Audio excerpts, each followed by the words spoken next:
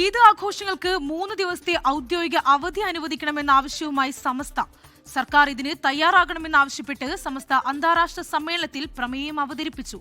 Gulf രാജ്യങ്ങളിലെ ദീർഘാവധി കേരളത്തിൽ പരിഗണിക്കണമെന്നും പ്രമേയത്തിലൂടെ ആവശ്യപ്പെട്ടു. അരുൺ പാറയ്ക്കൽ വിവരങ്ങൾ പങ്കുവയ്ക്കും. അരുൺ, എന്തൊക്കെയാണ് കൂടുതൽ വിവരങ്ങൾ?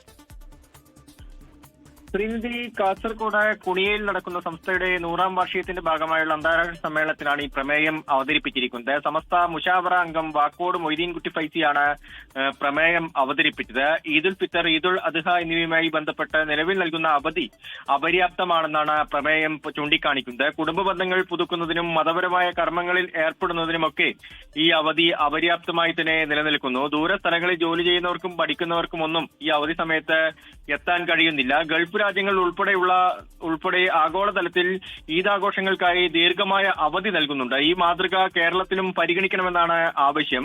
2 പെരുന്നാളുകൾക്കും ചുരുങ്ങിയത് 3 ദിവസത്തെ അവധിയെങ്കിലും നൽകണമെന്നാണ് സമസ്ത പ്രമേയത്തിലൂടെ ആവശ്യപ്പെടുന്നത്. എന്തായാലും ഈ അവധി സംബന്ധിച്ച കാര്യങ്ങൾ സർക്കാരിനെ അറിയിക്കുമെന്ന് കൂടി സമസ്ത പറഞ്ഞിട്ടുണ്ട്. ഒപ്പം ഇന്നിപ്പോൾ മുഖ്യമന്ത്രി ഉൾപ്പെടെയുള്ള ആളുകൾ ഇവിടെ സമസ്ത സമ്മേളനത്തിൽ പങ്കെടുക്കുന്നുണ്ട്.